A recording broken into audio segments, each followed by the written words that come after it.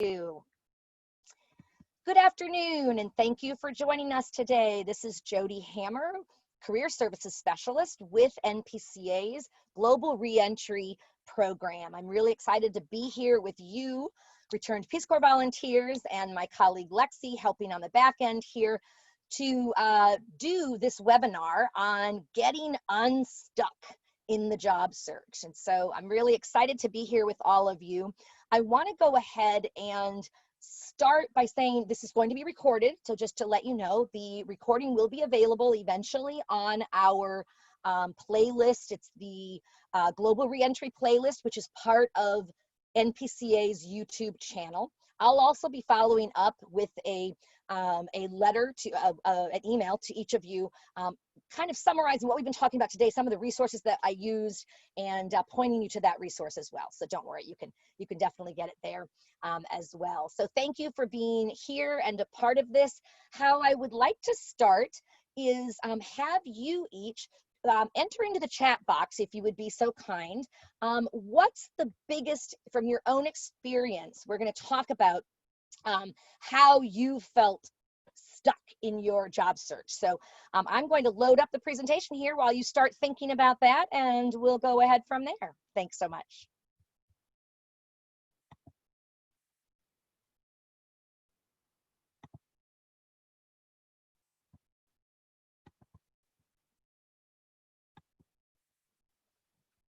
All righty. Hopefully everyone can see the title here now. Awesome. All righty, and let's go ahead. And so again, my name's Jody Hammer, and in addition, I do want to say I'm also an RPCV. I'm a returned Peace Corps volunteer, having served in Ecuador from '94 through '97.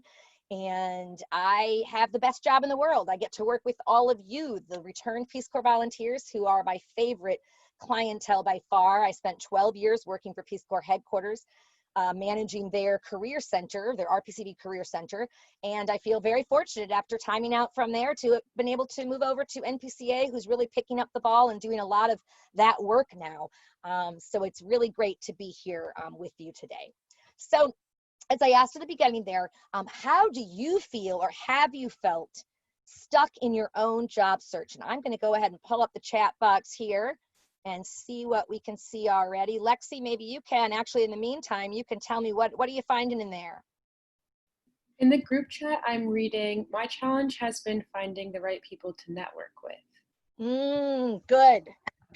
Julius, that's a common one, and we're going to talk all about that as well. Not only your network, but expanding it, and how do you incorporate it, new people, right, to make it fresh instead of going back to the same old, people. You don't want to always do that either. So great. Wonderful. I see Alyssa says, thinking about next career moves.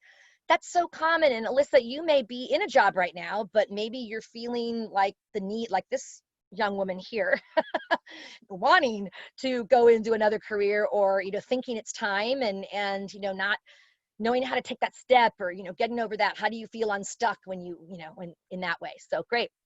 Leah says, I get stuck when job descriptions ask for a proven sector experience. Yep.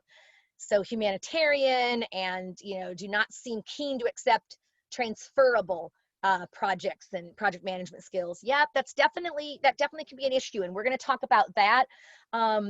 Bring that up a little bit later in terms of when we talk about your networking and all of that, and talking to people who are in that field to get that inside scoop on how do you best describe your experience, right? And what are the keywords that particular company really finds most value in, so that you can hopefully have better luck in that. Because you're right, it can be a challenge. And even when very well, I have no doubt that you'd be able to transfer into a completely different, even if it were completely different, and in this case it's not, but the transferable skills, and be able to excel in that. But it's convincing the employer that seems to be sometimes the challenge. Great. Let's see, Nathan's adding, I would like help explaining the value of Peace Corps service. Great. To employers who are looking for experienced professionals. Well, Nathan, I am more than happy to chat with you about that, because let's remember, Peace Corps volunteers, I mean, you have volunteer in the title, right? In your official, right, title, it's part of your title. And it is completely professional, and you gain so many skills that take other workers here in the States who haven't done that years to accumulate if they ever get them. So it's all in how you do that. So great, great question. And we'll make sure to talk about that as well. Boy, this is great. I love this. I think I need to make a ploy for this every time I start my webinars. Let's be extra participatory because people are just coming out with it. I love it. Andrew, so narrowing your focus and choosing an avenue. Yep. Having a diverse background. Absolutely. And you know, Andrew, that's nothing to be, the fact that you have a diverse background is great. And it's much more common in today's day and age when people change not only jobs, but careers much more frequently. I mean, you end up having many careers by the time you retire versus, you know, our grandparents, right? That generation where they may have had one, maybe two, if that. So great. And then Mike, looking in international development for jobs. Yep. And even finding jobs I want to apply for can be a problem. Okay. So that sounds more like, how do I really find, you know, there are jobs, but it's where do you find them? Where are they listed? Where are they available, right? For international development in particular. Great. And we can talk about that. And you know what? The great thing is some of you may very well have insight for Mike and others. You may know of some areas where you've seen jobs, right? I mean, off the top of my head, when I think of international development, you know, there are a variety of different places that you can look, right? But organizations like, does anyone know Society for International Development? They have like a jobs board, or they used to. International development, obviously, some of them are definitely posted on Peace Corps' RPCV career link, right? But not all, and definitely. And so a lot of those, you're going to want to really find out from professionals working in international development. Where do they post those jobs, right? Where are they posted at? We're going to have, I think it's this month, we have a job coming up. We're going to be featuring USAID at one point, talking not only about their Paying Fellows program, which is a great fellowship program for graduate students, but they're also going to be talking about jobs in general at USAID. USAID, excuse me. And so you'll have the opportunity to ask maybe questions like this. So definitely sign up for that one if you can make it, to be able to be there and be a part of that conversation and hear from, you know, professionals working in that field. Where's the best place to really find out about jobs? We're also going to be doing one on humanitarian work. It's going to be specifically refugee and asylum. And we are going to be doing that either, there's one possibly later in October. We're definitely looking at doing something in November, if not. So definitely look at our events page always, right? You know, and that's peacecorpsconnect.org/events. And you can find that. So great. Wonderful. Oh, and Madeline, you had one. I don't want to skip you. Let's see. What was Madeline's? Lexi, can you read that one to me? Yes, Madeline said, feeling stuck in trying to transition / get an entry-level job in a slightly different field. Yes. Yep. And Madeline, you're not alone. That kind of goes back to, I think, the other person who was saying, you know, changing fields or looking in new fields, or, you know, looking at those transferable skills. That's challenging. So we can definitely talk about that a little bit later as well. I just wanted to get a sense of everything. There's a lot out there. This is great. We have plenty to talk about this hour. So I'm going to go through the slides, and that'll probably evoke some of the information that, you know, we're talking about here. And then in the end, we're going to come back to, again, what else do we want to cover? What have we not tapped yet? And so we'll give you that chance to bring up questions too if we need to again. Okay, so I am going to go ahead here, and we're going to talk about one of the big things that I hear from people that comes out is the radio silence, right?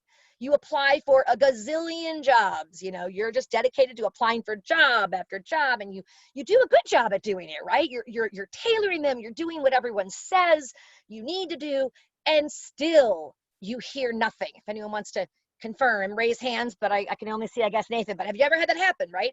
You just don't get any response back, and it's so frustrating. And yes, you're right. In this case, no news is not good news, because the selected candidate would have been contacted and invited for an interview or whatever, right? So it also is difficult because of the lack of closure, right? You don't know for sure. It's like, well, they haven't. I mean, I assume they filled it. It's been 2 months.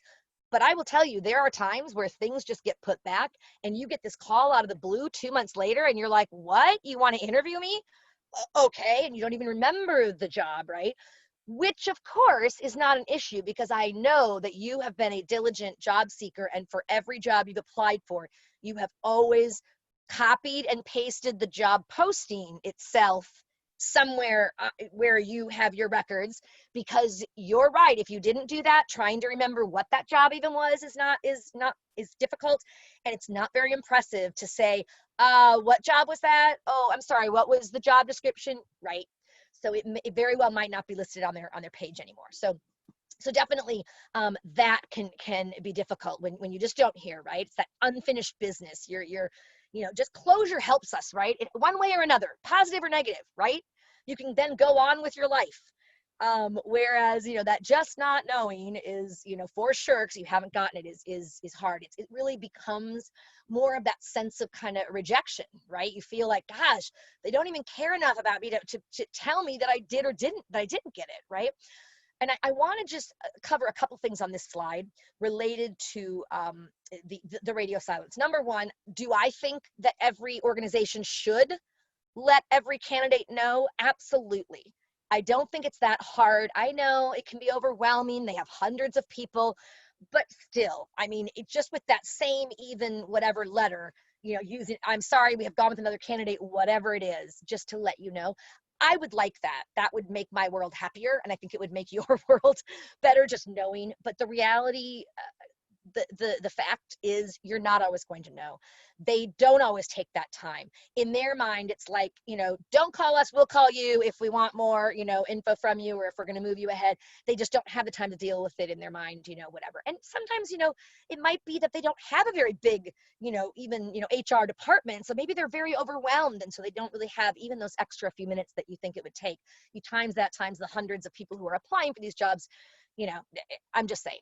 So, but it is difficult. So what I tell people with this one is just realize, I mean, this is not, this is not a reflection on you. It is not them not thinking you're worthy, because what happens is people start to internalize this. Well, nobody even gets back to me. Like, it's just, I guess I'm, just not a skilled candidate, and they get really, it's depressing, right? It's hard. So what I always tell people is, remember that for a variety of reasons, employers they only let their selected candidates know, right? For an interview or for whatever, that kind of thing. And so just accepting that you're not alone. This is every job seeker, other job seekers too, right? And it's just something that you have to just deal with at this point, right?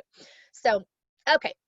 So oh, good, Nathan, you have an Excel spreadsheet just to keep track of the jobs you applied for. Absolutely. That is exactly what I recommend that you do have and it can be, I mean, I don't know how detailed yours is, but, at minimum, I say having, the employer name, right? The job title, whatever, and a link, having that linked to wherever you have the full job description, right? And then, the date you applied, maybe the closing date, who you sent it to, if there's a person's name, whatever. I don't know. Is there anything else, Nathan, that you add to your spreadsheet? I mean, it can be as basic as that. So it's not hard to do one. It's just taking the time to do it so that you can kind of keep track of it and enter, when you do find out. And let's see if yeah, that's fine. So great. So let's go on to the next. So another one is feeling like there's nothing else out there. Like, I have been applying and applying in my field, and I tell you, I do these searches and the same jobs are coming up. It's like there's no other ones that I'm seeing. What do I do, right? That can be obviously very discouraging, right? And so for that one, I recommend, there definitely is something else you can do, right? You can choose to expand your search a bit, and that can be really important, especially in difficult economic times like right now, where they might not have the exact job title or that, whatever that you're looking for right now available, right? But it might be an organization that's really progressive that, you find, so you might expand your search to consider other things that might be a little bit, or maybe it's at an organization that's not exactly, you were looking to do humanitarian work, and maybe you find a job in another sector, maybe it's the public sector, maybe it's an NGO, whatever, and you get the skill set that they're looking for. So what I always tell people is, if you're applying and you feel really tapped out, you've really applied for quote unquote everything you could find in your field, right? Um, and I say to people, so look at, okay, what are the skills they're really looking at? And what are the skills that you've already developed that are very good, but some of the skills that maybe they're looking for in those kinds of jobs that maybe you could get a little better at, right? And then back into an alternative search, or I say in addition to, right? One of your searches is you continue with those kinds of jobs. You expand it to have another arc be more, okay, how about opening it to ones that would give me more project management experience, because all these jobs are talking about project management, and although I've done some of it, I'm not, as skilled in it as maybe they're, saying they want, but I'm a quick learner, all of that kind of thing. So kind of reassessing your job search and the nature of the job you're looking for. And I know it's hard because we come back oftentimes, especially from Peace Corps, or we know what we want. Sometimes we don't know what we want, but other times it's like, I want to do something, and you have this whole notion of what you want to do. And so it's really hard to like let go of that.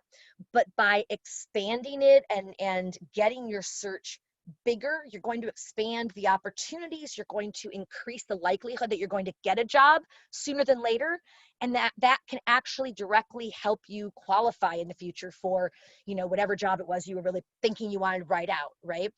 Doesn't mean that you're not going to be able to ever get that job. It's, hey, this is kind of a stepping stone. This could really help me get up to speed on XYZ and really be even more qualified for another job. So that's important. But the other thing about this feeling like there's nothing else out there in your field, I can guarantee you, even without expanding your job search, there are other opportunities that are out there, but you're not seeing them in whatever job search engine you're using or whatever your system is that you're using, right?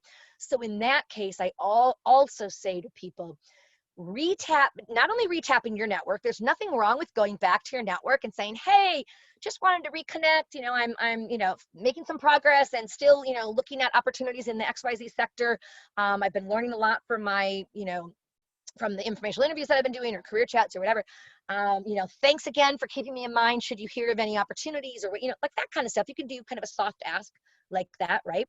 You could also reconnect with them, not directly saying, hey, do you have anything else for me? You might offer something that you have. Maybe when you talk to them, you learned that they were passionate about, monitoring and evaluation is the example that I often use, right? And you came across this great article recently and it made you think of them. Shoot it to them and say, hey, I was just thinking of you when I saw this great article on monitoring and evaluation. It reminded me of our great chat last month or whatever it was in May. I so appreciate your help. I'm making steps, making progress, and it's quite it's a process, especially in this environment. Thanks again for your suggestions and letting me know if you hear of anything, any great opportunities or whatever, right? That can be really good too, just to kind of retap them. But you don't want to go back every month doing that same thing, right? So you want to do it in different ways. But really, in addition to retapping, which you look at that graphic on the top, right? Knowing your network and really tapping your network. A lot of times people don't tap into all of those areas. They don't realize, yes, that's part of my existing network. This isn't even expanding your network. This is your current network. Peace Corps is huge. Connecting with RPCVs, and we're going to look at LinkedIn in just a second here as well, just to talk about it very briefly. But yes, so you can tap into and connect with, one of, there's 200,000+ RPCVs out there. So it's a great, and they generally are supportive of other RPCVs and are very willing to talk to people. Oh, sure, I'm happy to talk to you, right? We're a family. So try to connect with new people and expand your network. And a lot of times you can really do that through LinkedIn. And I have another slide here on LinkedIn, but I want to mention really quickly, career chats. You can continue to do, if you haven't been doing them, and sometimes people call them informational interviews. I like career chats because it rolls off the tongue a lot easier and it sounds less cumbersome, like informational interview, career chat. It's crisper and it's just more, I find I find people respond to it better as well, because sometimes they're like, oh yeah, I'd love to, but an informational interview, I don't have an hour. They think of it as longer. Whereas with a career chat, you don't even have to say career chat. You can say, wondering if you might have 15-20 minutes of your time to chat at your convenience regarding your own experience and any tips you might have for a professional such as myself looking to get into XYZ field. Like that's everyone has generally 15-20 minutes, right? They'll make time for you oftentimes. So great. Alex has a question here, and I'm going to say, if we apply for a job through an automated system, is it appropriate to send a follow-up email with the hiring manager? Yeah, if they list the hiring manager, I mean, you should get something that verifies that it was received, right? That's typically how it happens, right? If you didn't and you're a little concerned, you could certainly follow up with the hiring manager. Just be careful if they say, like, no phone calls, please. Then don't call, maybe do the email or whatever, but just say, I just wanted to reconfirm that I'd sent it through the electronic system but have not yet received an auto-generated. I'm extremely interested in this opportunity, just wanted to make sure I was in consideration. Thank you for your time, sincerely, right? You could certainly do that. Okay, great. Let's see here. So let's go to the next screen, because that is more on LinkedIn, right? You really want to mine your LinkedIn contacts. And I mean, this is just a huge, huge, I mean, there are, look at 60 million plus users. I mean, this is a huge source of mining data and finding connections, right? So if you go into, LinkedIn, and you just do your advanced, you can click on the little search, bar where it has the little, magnifying glass, and then you want to do a people search, or if it says all filters, click on all filters. The truth of the matter is, you're not going to fill in all filters. The only ones that I care about generally when I'm talking to people about doing a basic one and they want to find other RPCVs that are working at XYZ company is the past employer and the current employer. And I would counsel you to put past employer, Peace Corps, just Peace Corps, not headquarters, not whatever, just Peace Corps, because that's going to give you both volunteers and Peace Corps staff. So, and then for your current company or industry or sector, whatever it is, you put in whatever you're looking at, right? If it's IRC, right? International Rescue Committee, which is the organization we're going to be featuring for a informational spotlight. So great in refugee work and that kind of thing. So that's how you would do that. And then it's going to show you, it's going to spit out a list of people, some of whom might even be connected. If you've been on LinkedIn for a while, right, and your network has expanded, as it does, you might find something like, oh my gosh, I had no idea they were working there. Bonus. That's somebody in your network that you're already connected to, that you can, connect and maybe get some information from them more, right, and insight and all of that. But you'll have a lot that come up as maybe second. That's somebody who knows somebody you know. And then the third degree, right, are the third tier are those that you don't have any in common people with, right? So what you can do from that, though, is the amazing part. When you pull up that list, you can literally connect. I would connect with them, but do not just push the connect button, because if they send the auto-generated, they might prompt you where they say, are you sure you want to send the generic one? You don't want to tailor it. You want to tailor it because you want the chance to say that you're an RPCV, right? A fellow RPCV in this example that we're talking about, right? Or that you went to the University of, Northern Iowa, if that's, your connection, whatever it is. So you can then, you in that very limited, I think you have like 150 characters or something like that. It's not, you can't do the whole whatever, where you served, all of that. You could say, I'm a fellow volunteer having served in Ecuador, 94 to 97, or not even the years if you didn't want to put them, always great to connect with fellow, or I'd love to add you to my professional network. Something like that's it. That's it. You're just asking to have them in your professional network. And then when they come back and they say yes, which they almost always will. Now, when is the question? Let me tell you, some people, and there have been times in my life where I have not been good at checking my LinkedIn. And, if I'm not working in the sector or whatever, right, then, where they might not be checking their LinkedIn that frequently, right? So it might just sit there for a while, right? But once when they see that and they connect with you, and they'll see it whenever they connect, that's when you go back with your little bit longer, because you no longer have the limits on your character limits, right? So you don't have any character limits. You can then say, thanks so much for connecting with me. Well, it's true, they did connect with you, they accepted your connection, and they had to push that button, connect. So, but it's like, saying something like that, as mentioned, I'm an RPCV having served in Ecuador, currently, or if you're an evacuee, share that. I'm an evacuee, that is a huge not plug, but a pull on their heartstrings, because any of us, when we heard that happen, any RPCV was like, oh my gosh, I can't imagine. They were devastated. And like the offers for support were just rolling in, right? Money to fund programs or whatever, right? I mean, people were wanting to help in whatever way they could. And so people definitely want to connect with you, regardless. So, you could say, I'm currently exploring opportunities in the, whatever, in the federal sector or in whatever sector or arena, whatever. And as such, I'm looking to connect with people and hear a little more about their experience. Wondering if you might have 15, 20 minutes of your time at your convenience to chat a little more about your own background or experience, whatever, and any tips or advice you might have for someone such as myself looking to whatever apply. That is an easy way to do it. They're like, sure, 15, 20 minutes, no problem. Make sure you stick to that 15, 20 minutes, or at least give them the option. Like if it gets to be already 15 minutes, say, goodness, I realize that time flies, but I want to respect your commitment. I had asked for 15 to 20 minutes, so I'm certainly fine if you need to end this in the next few minutes. And a lot of times they'll be like, oh, I'm okay until lunch or whatever. So you might even get more time, but you want to be respectful. Does that make sense? I hope.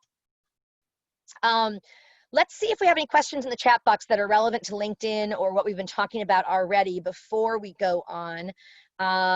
Is LinkedIn a must-use tool for job searches today? Looking at analyst roles. Alex, I would strongly encourage you to do LinkedIn. I know some people I've known other people who are like reluctant to get yet another app and yet another this, but the fact of the matter is this one is such a connector one. So when you're doing a job search, I mean, if you were already in a job and you didn't have any desire to do any other, really for the foreseeable or really for the future, you wouldn't necessarily need to have it, but it's so helpful to have it when you are looking. So if you're doing a job search, it's just, you don't have to do it. No one's going to force you to do it, but realize that you're going to be, in essence, probably kind of cutting off, a part of the effectiveness, a lot of the effectiveness, because the truth of the matter is as well, most employers look at your LinkedIn, they do a LinkedIn search for you during the job search process. So either before they're bringing you in, maybe for an interview, or certainly after, whatever, before they're hiring you, they want to see what's your professional, platform, look like. How do you present yourself in LinkedIn, right? They might be looking at it to see if you are, if it's consistent, right? So a lot of people will do it before they even invite people in, right? So again, I mean, I would at minimum have a LinkedIn platform. Now, I generally recommend a photo as well, a picture, right? A professional picture, profile picture, whatever. It doesn't have to be taken by a professional that you pay. Very easy to get one, even on a, cell phone or whatever, you can get, a decent, picture. But this, again, if you decide not to have a picture, you could certainly decide not to. You could choose not to. Some people will look at it and be like, why don't they have a photo? I don't know. But at the same time, it's funny, isn't it? Because we have the resume. Nobody puts, or should put here in the States, for a regular resume, you don't put your photo on it unless you're going for like modeling or something like that. And that's an exception to the rule. You don't put your picture on.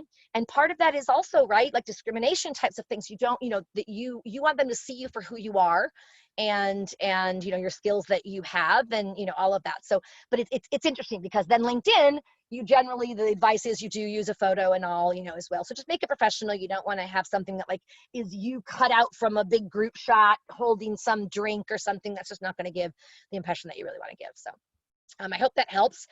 And let's go on. Feeling like a robot. How many of you have ever felt like your job search process is robotic? It's like resume, cover letter, right? It's just this whole, what you have to do to get the job, what you're told you need to do, right? So if you're feeling like it's quite robotic, one thing that I would challenge you to do, look at yourself, look at what you're really doing, and whether or not, my question for you is, are you really tailoring this specifically to this job, to each of the jobs you're going for? Or are you using that, well, this is my resume that I use for humanitarian work, and this is the one that I use, like you have the sector specific, but not the job specific.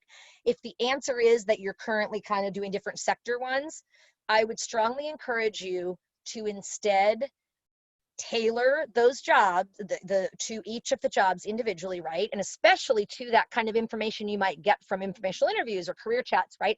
On the buzzwords or keywords that they use a lot, or the words that you find in the job description, right? Really tailoring it a lot there. Because honestly, if you, and I would say, I know people are probably thinking, yeah, but I can't do that for everyone because I would never have enough time in the day.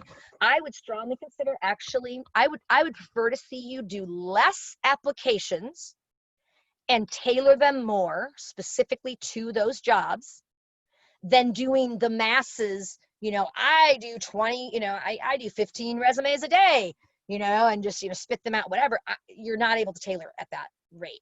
And it's not exactly a numbers game. It's not like just the more you put out, the more you're going to get, right? The more you play, the more you're going to, right? More likely you're going to win. There's a fine line. You don't want to just be doing, like such a limited number, but you definitely want to be tailoring it so that they really see you so that you rise to the top, so that you rise to those candidates that are seen as the best qualified to be able to get that interview. And it's really in the interview, let's face it, that you're going to convince them that you're the right person for the job.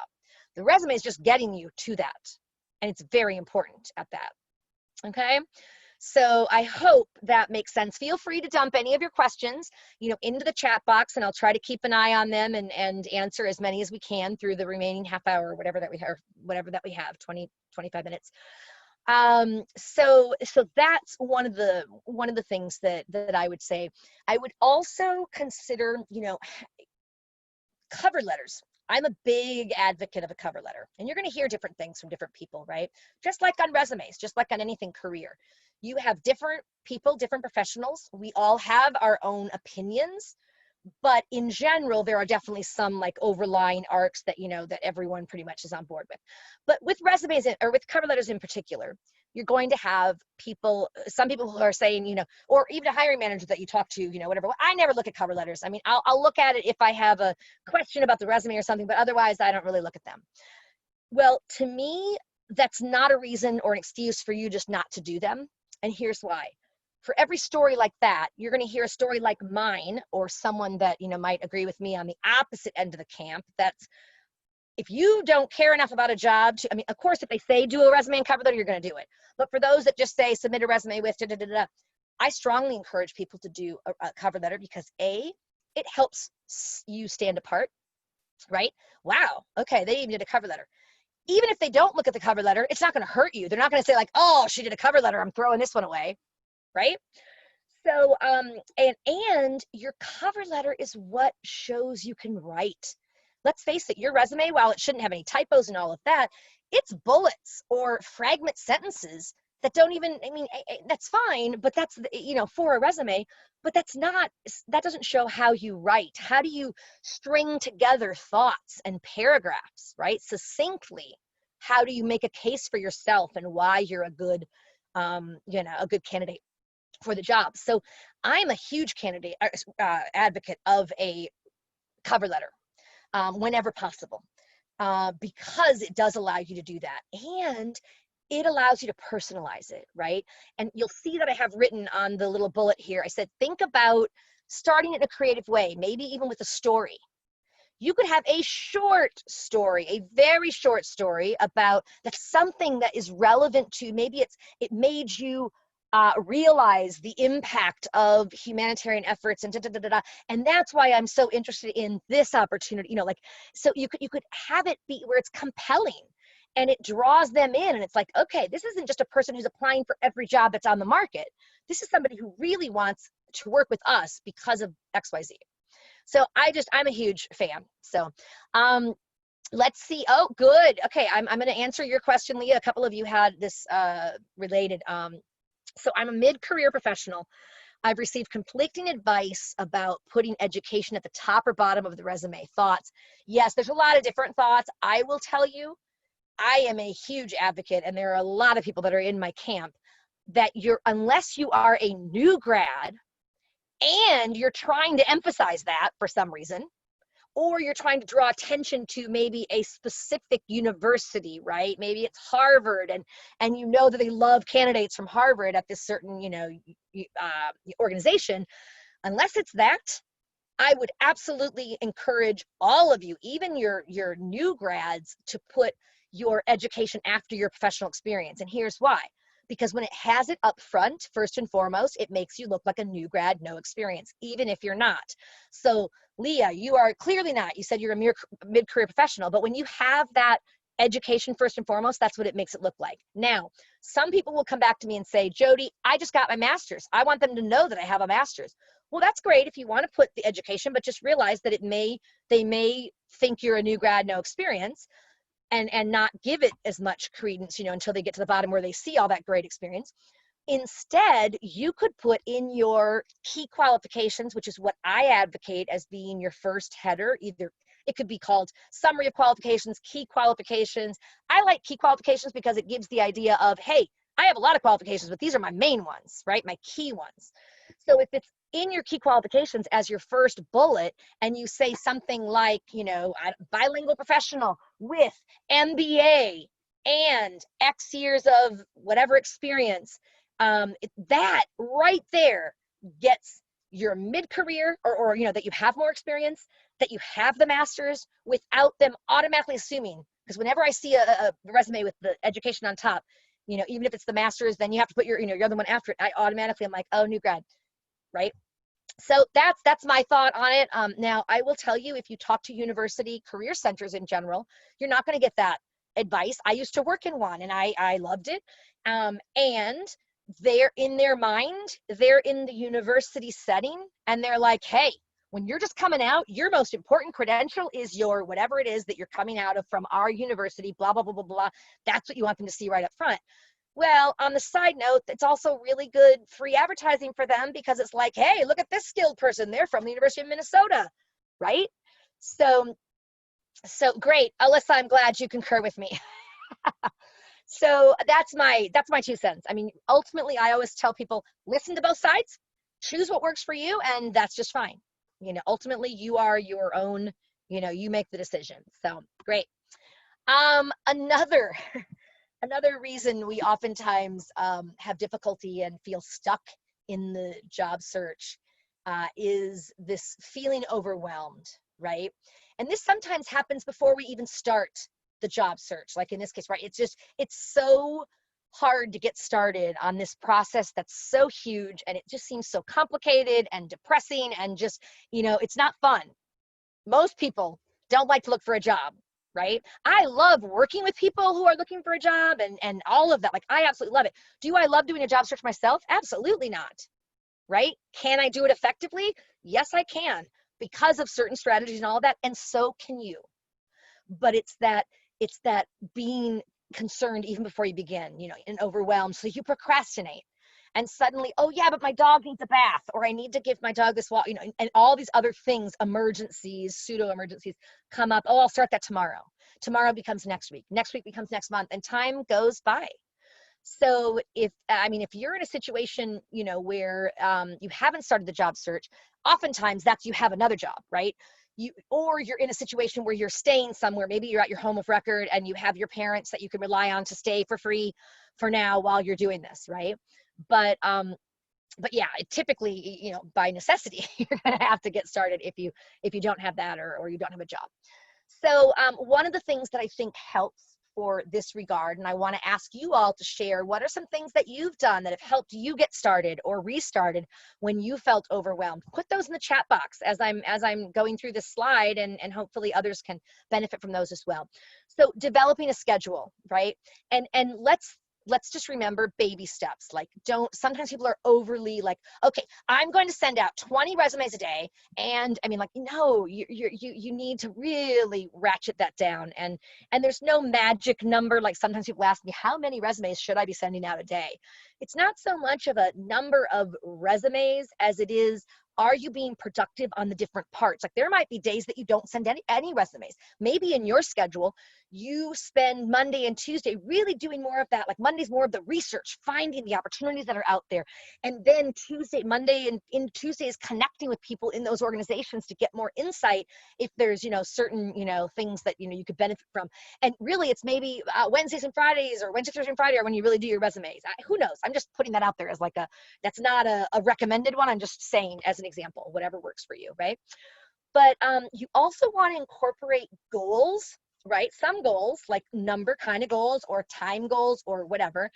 And please incorporate rewards. Not just, some people have it, when I get my job, I'm going to buy myself that Trek bike.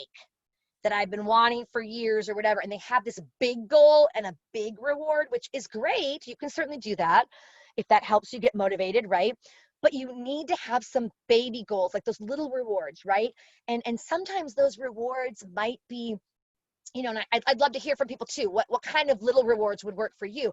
When I think about it, especially in today's time of isolation and social distancing and all of that, you really can't go out with your friends necessarily, right? And just, have a drink, you may not be able to do that. But maybe you can do, dare I say, I hate to even say Zoom because I feel like everyone's zoomed out, right? Myself included in some ways, right? It's like everything's Zoom. But maybe it's a phone call to connect with one of your good friends from your country of service that you really haven't been able to connect with lately because of, the virus, coronavirus and all of that. So some things like that. But also maybe it's little things like, okay, I'm going to then, it could be, I mean, it could be you buy something little or whatever, but a lot of times I try to do it like treating yourself to something that you enjoy that is just, whether it's, going on a hike and, sitting under the tree canopy and just, like deep breathing. I mean, like that can be very restorative, right? I mean, so whatever kinds of rewards work for you, and taking breaks. You can't expect yourself to, 24/7 or even 8 hours a day to say, I'm going to do it 8 hours a day. It's just like my job is my job search. And for 8 hours, I'm going to be just doing that. Right. And I'm finding that's true. I have a 7-year-old, right? And like everything's distance learning right now. And it's horrible. And it's hard, obviously, for a 7-year-old, right? It's hard for us to keep attuned to like so much screen time and all this, whatever.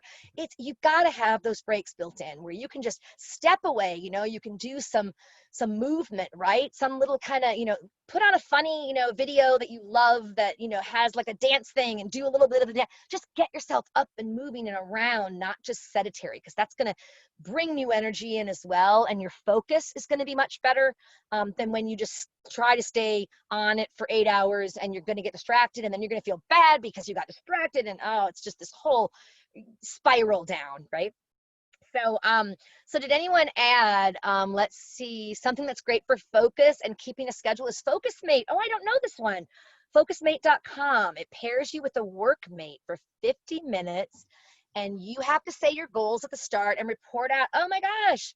Oh, that's awesome. Only $5 for unlimited sessions. Interesting. And it really worked well for me to get started on staying focused. So you basically check in and it's like, this is our goals. See you in 50 minutes. And then you check out, if you will, right? $5 for unlimited sessions. Interesting. Yeah.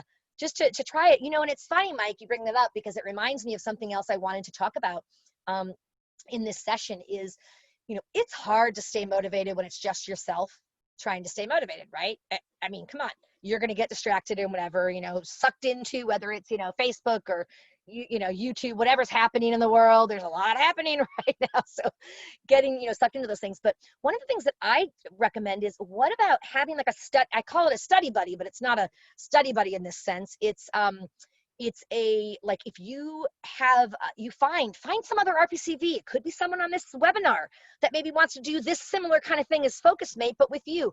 Okay, let's try this. Let's see if it helps keep us focused, right? And you do that together, keeping yourself focused, free. It's, and it can help you with connection too, because you're connecting with someone, right? So I just put that out there. I use the same recommendation for when I talk about trying to keep your language skills up. Maybe, wherever you serve, you want to keep your language skills up. Chances are you may be able to find somebody, certainly now, virtually, but, even, I'm here in the DC metro area and you can pretty much find any language, right? But finding a native speaker of whatever language, and you're the native English speaker, and you find somebody who wants to improve their English or practice their English, you want to practice your whatever it is, your language, your Spanish or whatever your language is, and you have a language swap where you basically, you meet however many times, a week, maybe you meet weekly or twice a week for just, an hour, and half an hour, you're only speaking in Spanish and they're helping you with your Spanish, right? The tenses and that kind of stuff, but you're only speaking Spanish. The other half hour only in English, and you're doing the same thing. So it's not you getting into lesson planning, it's just conversational. So that can be another thing to think of as well. So maybe it's rewarding yourself. Maybe one of your rewards might be, gosh, I really don't want my, you know, whatever language to go down. So maybe one of my rewards would be to spend an hour talking on the, you know, whatever, connecting with my, you know, site and people and trying to, you know, speak the language, that kind of thing. Great. Thank you, Mike. That was really, that was a good, very good suggestion there. So the other one that I do want to cover a little bit, and then I want to open it up for more questions from you. So start to drop your additional questions that we haven't covered yet into here. Or Lexi, if there are any that we haven't covered from above, if you can just copy maybe and paste those and send them to me privately is fine. I will be happy to answer those questions too. So feeling desperate, and you know, there comes a time, I know, when people are like, oh, I just need to apply for everything. Or maybe it's that you have a specific, do any of you have one specific employer that's like your dream employer that you really want to work with? You know, if you do, if you've applied for, like, you just keep applying for, you know, the jobs, and you're like, okay, I just know I want to get into that job, so I'm going to apply for every job there. Like, I know I said open up and back up and expand your search and consider other job titles, right? Maybe in that same organization or whatever, but you do not want to become the serial applicant, as in serial killer, not as in cereal we eat. The serial applicant who applies for every single job, because here's what happens. When they see you all the time for every job, and there's just whatever jobs, you come out looking like you're desperate, and you're just applying for anything. And maybe you are, truth be told, maybe you are feeling desperate and you really need to, but you do not want the employer to interpret that or have that belief. So I would say, definitely apply for more than one job there. That's certainly fine, but don't, you know, if they have 20 jobs open, don't apply for all 20, just thinking, well, I'll just get in wherever and then move into that, you know, whatever. So, so just keep that in mind, right? And then the same with any jobs. Just because you're qualified for a job doesn't mean you should apply for it, right? Put it into, maybe do your research and you have the different ones. You say, okay, of these, what seemed to be the best fit for me? What seemed to be the little bit of the stretch, and what seemed to be the really long stretch? There's nothing wrong with on occasion applying for a stretch job where, you know, you make your case and you really focus on your transferable skills and all of that, but don't only apply for those jobs or you might be unemployed for a very long time, okay? Stress is common in the job search, very common. And, you know, job search depression is a reality as well, right?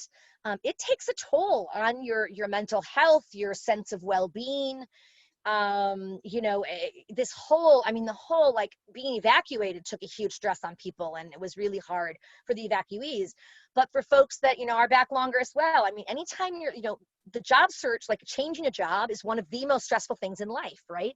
And it's right up there with, you know, like home things, right? Like, I think it's buying a home, getting married, which theoretically I think that was a really good one, but it's a stressful, right? So the job search can equally be quite stressful. And if you are noticing, if you're feeling, you know, you're feeling extra stressed, you know, and it just seems like it's really taking a toll on even your outlook and stuff, chances are it could be that, you know, you might be suffering from some, you know, some form of, you know, a little bit of depression, right? And there's nothing wrong with that either, in terms of, I mean, that's a very normal, I mean, condition. There are, you know, people, you know, who, you know, suffer from depression and such. But what I would say is, you know, seek out help, but seek out also just, you know, your help of your friends, and your, you know, your to be able to, if you're feeling really stressed, right? And you're just, you know, feeling down and not able to motivate yourself and just really sluggish, and, you know, some of those things, maybe you know, you lose your appetite. There's all kinds of different, you know, symptoms and such, but make sure that you do what you need to do to take care of yourself. For those that came back from evacuation, I don't know I know that you received, like, I want to say it was 3 or 6. I think it was expanded to maybe 6, where you could have some counseling. So if you haven't used that and you feel like you need it, see if that's an option at this point, right? If they still, you know, have that, I certainly hope that it would be. But definitely, you know, talk to others as well. Don't isolate, because when you isolate and you're really, you know, already just feeling stressful, you just can get more, it can get, you know, more difficult to get out of that rut, right? And, you know, they always say in like the job search, you know, you want to stay as positive as possible, even though it's very challenging at many times, right? Keeping that approach, keeping that attitude of positivity and, you know, that optimistic approach and view that's really important, because that comes out a lot of times in interviews when people are interviewing.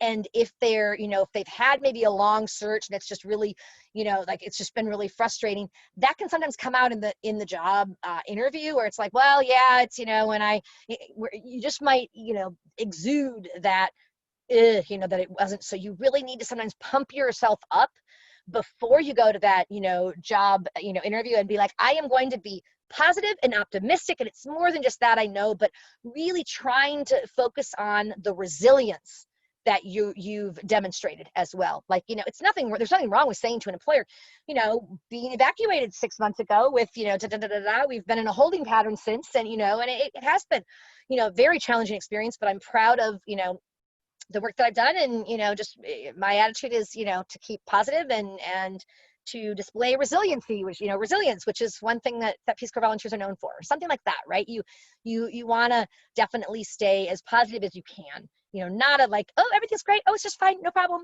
That kind of Pollyanna kind of thing. But let's see what questions you all have at this point. I'm going to actually put it on. This is the Q&A, section here. So we do have a little bit of time left for questions. So let's see, Mike, you had asked how to explain a gap on your resume if you took a mental health break. Great. Yes, Mike, that's totally understandable. And I think what I generally say to people is, when it depends on the situation, like where you coming, if it's coming from having been evacuated, that's a different story. I'd be a different way that I would spin that. If it's coming where you're already here and you were working and now you took a break before going on to another job, that's a different way to spin it. So I guess I can kind of do both. If you, let me see, if it were the, like, I wouldn't worry at all about the job gap thing when you're the evacuee, in terms of, I went to Peace Corps, I was serving there when in March of this year, I was, evacuated within one day, and 7,000 of us were, flown back here to the States, and we've been in a holding pattern. There's been, a lot of, just with closing, and I'm, now at the point of, looking forward to, moving on, and, that, right? But if it's the other, what I would probably say is, you don't have to put it out there for people, right? I mean, necessarily, because they may not even, like, they're glancing at your resume, they're giving it a 7-second, notice. So if it's on the most recent one where you've just recently done that and you're coming off of doing that, then you might, I would say, emphasize, have you during that time, or are you at this point getting involved with any volunteer work to, kind of, you could put whatever you're doing there. And an easy way to find volunteer work to fill the gaps there is going to volunteermatch.org. volunteermatch.org. You plug in where you live and keywords of, like, the kind of volunteer work that you're interested in. And I know you're not looking to be a volunteer forever, but doing a little bit of that as a stepping stone to have something more current on your resume can help. Because when you have the most current on your resume, the date is from, especially if it was like a last year thing, right? Like, where it shows last year. If it's earlier this year, I mean, people, honestly, right now with Corona, everybody understands. So many people have been laid off. They've lost hours, or they're just in this holding pattern.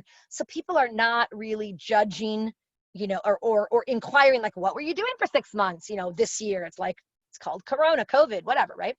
So, so you might not have to even worry about that, but you could put some kind of a volunteer experience that you're doing, maybe that has been helpful for your mental health as well, right? Like, just getting you, I know for me, when I came back from Peace Corps and I took a job and it was not the right fit, and I took it for the wrong reasons. It was, international marketing, it was, travel to Chile, Argentina, Mexico, and Spain.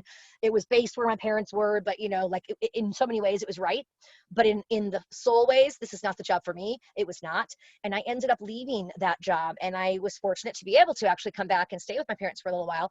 And I got involved with doing some volunteer work at the hospital. I was an interpreter for Spanish-speaking clients that were, immigrants who, were working in the meat packing plants. And it was just, oh my gosh, there was so much need there. And I got really passionate about doing that. And that was what was on my job, right? That I was, doing that work there. So it doesn't necessarily matter whether you had a paycheck or not, right? So think about maybe filling it in with that. If it's something that that is not the most recent on your, say it's from 2 years ago, there's a gap that's 6 months, right? Now realize and be prepared to address that gap if an employer asks in an interview.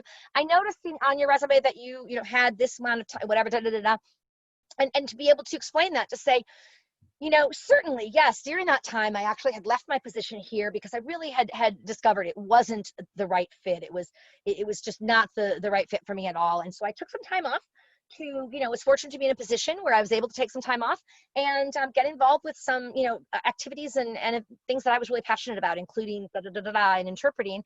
And that's how I got to my next position through whatever, right? So just be, unapologetic when you describe it. It's just a very normal fit. It's just, it's a guy, it's a time period, right? So I hope that helps. If they ask, is it sufficient to say that the gap was for medical reasons? You certainly could say, I was, I took I had there's a 6 month gap there and was, for medical reasons. Yes, you could certainly do that. I think you could certainly say that. I would not feel compelled to go into any reasons, any details, but here's the other thing.